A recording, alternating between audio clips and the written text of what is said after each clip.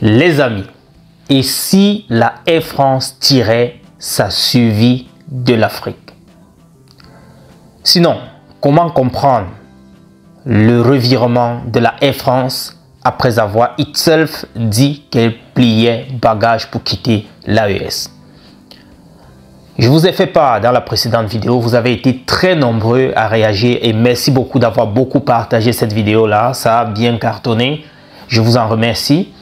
Vous avez beaucoup réagi, beaucoup ont dit « Ah, les dirigeants n'acceptez pas ». Beaucoup ont dit c'est un piège, beaucoup ont dit ils vont amener ci, ils vont amener ça, ils vont venir avec des armes. Il y avait tellement de commentaires qui allaient dans tous les sens. Et j'ai donc pensé que je pouvais encore revenir sur ce topic, question un peu d'analyser la raison qui pourrait les pousser à vouloir revenir dans l'AES. En fait, je vous ai déjà dit la dernière fois, la France percevait près de 500 millions de francs par jour. Seulement avec la destination Bamako. Vous vous imaginez les gars, en 30 jours, c'est 30 millions presque d'euros que la France paie actuellement. Actuellement, cet argent-là, ça n'entre plus dans la poche, ça s'évapore dans d'autres compagnies qui ont pris la place de la Air France actuellement dans l'AES.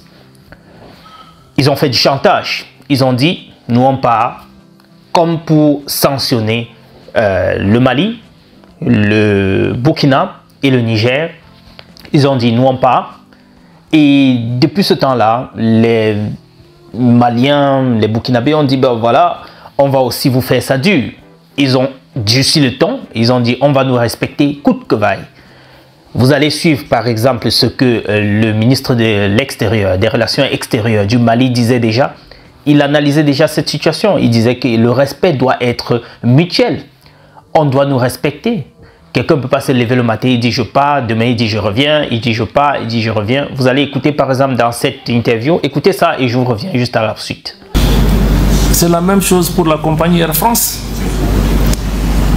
On se lève une compagnie, vous avez des conventions. Il y a des gens qui quittent les États-Unis, ils sont dans l'avion avant d'arriver à Paris, tous les vols sont annulés, ils sont à Tunis encore, ils n'ont pas pu arriver ici. La compagnie se lève seulement, dit que nous on a fermé parce qu'on a des problèmes avec le Mali. Alors il n'y a aucun problème.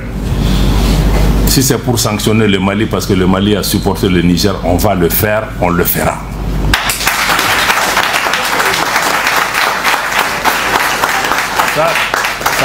Ça va pas nous dissuader par rapport à ça. Donc on a aussi mis la réciproque, on a appelé Air France. J'ai dit que maintenant que vous dites que vous allez reprendre le 11 là, vous ne reprenez pas le 11.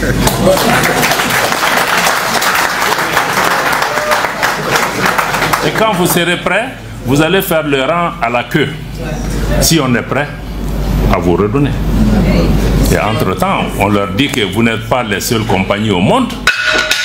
Il y a d'autres compagnies dans le monde aussi qui vont être encouragées. S'ils ont besoin de cette place-là, ils prendront. Parce que quelqu'un ne peut pas se lever chaque jour au Mali. J'ai fermé, j'ai ouvert, j'ai fermé, j'ai ouvert. Non.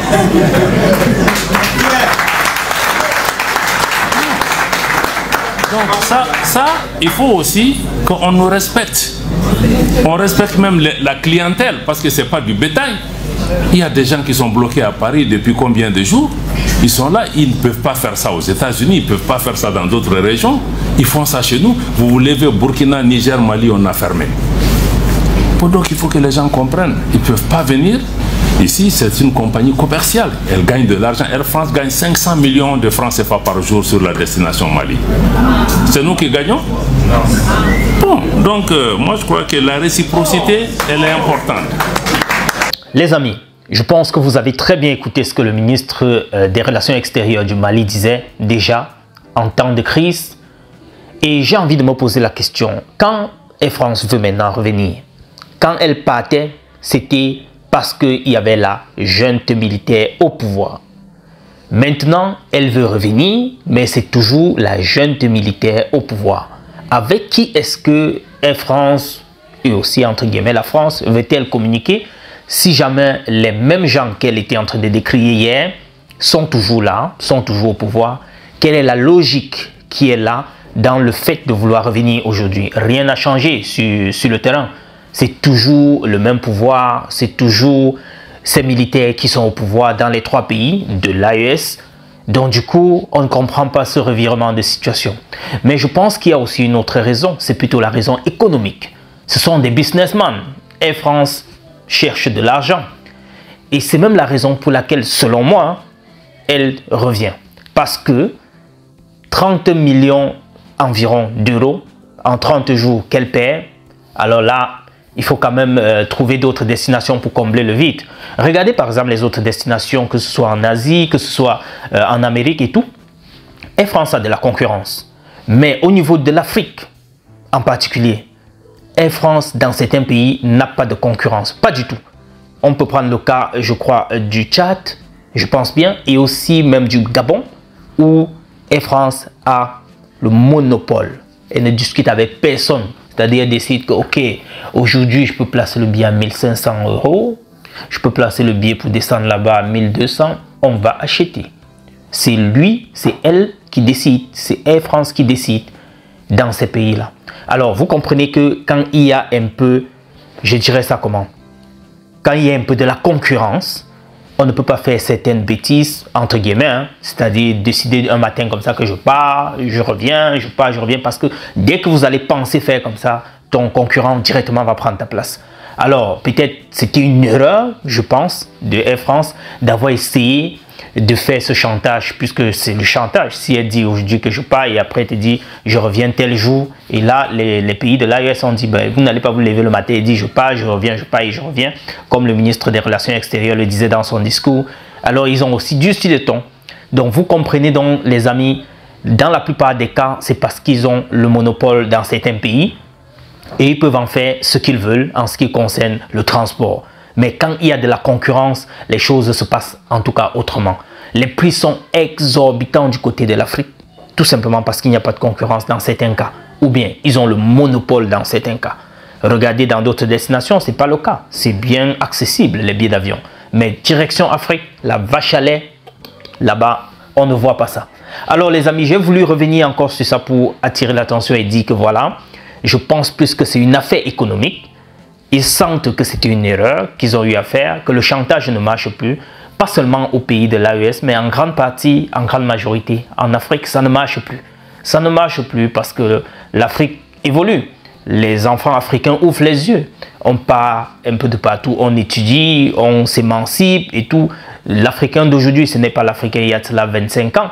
Donc, il y a certains petits chantages qui ne passent plus, qui ne sont plus consommés. Et avec la venue des réseaux sociaux, la communication est devenue tellement vivace et rapide que à peine quelque chose se passe, les millions de personnes sont déjà au courant. Donc du coup, la masse est informée en temps réel. Je pense que ça c'est voilà ce que la France ou bien Air France a essayé de faire comme erreur, de vouloir faire un peu ce jeu-là. Dit que bon, je vous sanctionne parce que voilà, vous avez fait le coup d'état ou bien quoi. Donc du coup, je me dis que c'était peut-être une erreur de leur part et que maintenant ils veulent tout faire pour récupérer leur entre guillemets part qui était existant dans ces pays-là. Ce qui ne sera pas chose facile. Pensez-vous que ces pays vont lâcher prise? Pensez-vous que ces pays vont accepter le retour? Si oui, dans quelles conditions? Est-ce que ça ne sera pas un piège pour eux? Est-ce qu'ils ne seraient pas en train de s'exposer si jamais ils acceptaient un retour de Air France sur leur territoire? Dites-moi en commentaire une fois de plus les amis ce que vous pensez de cela. J'ai été très ravi de vous voir nombreux intervenir dans cette précédente vidéo. Cette fois-ci, j'aimerais bien savoir ce que vous pensez du retour. Est-ce que ce ne sera pas une façon de s'exposer s'ils acceptaient vraiment que Air France revienne encore? Même si on voit sur le plan économique que Air France perd naturellement du fait qu'il ne soit plus en train de desservir ces pays-là. Est-ce que ce serait une bonne idée d'accepter leur retour? Si oui, pourquoi? Sinon, voilà, dites-moi un peu en commentaire ce que vous pensez les gars. Et pour ceux qui sont à Yaoundé et à Douala, je vous l'ai dit déjà dans la précédente vidéo, n'hésitez pas, nous faisons aussi la commercialisation des poulets, on vous livre à domicile, on vient à domicile vous livrer à partir de 2 poulets, on vient vous livrer à Yaoundé et du côté de Douala, c'est à partir de 50 poulets, on vous livre également. Donc les amis, si vous êtes intéressés pour les fêtes de Noël, n'hésitez pas de passer vos commandes. Vous allez découvrir quels sont nos différents services et vous ne serez pas déçus. Essayez tout simplement. Et en plus de ça, nous avons également des voitures en location qu'on vous met à disposition avec un chauffeur. Ils pourront vous prendre le matin à 8 h et après pour parler, hein, si vous voulez quitter très tôt, même à 6 h, le chauffeur est là. Et puis vous allez jusqu'à 22 h pour laisser le chauffeur aller se reposer. Donc la journée varie entre 45 000 prix promotionnels jusqu'à 60 000. Ça dépend de quel véhicule vous voulez. Il y a des Prado, il y a également des Hyundai, il y a des RAV4, Toyota. Les amis, voilà, c'est tout ce que je voulais partager avec vous. Je serai très ravi de vous lire et à très bientôt les amis. Ciao.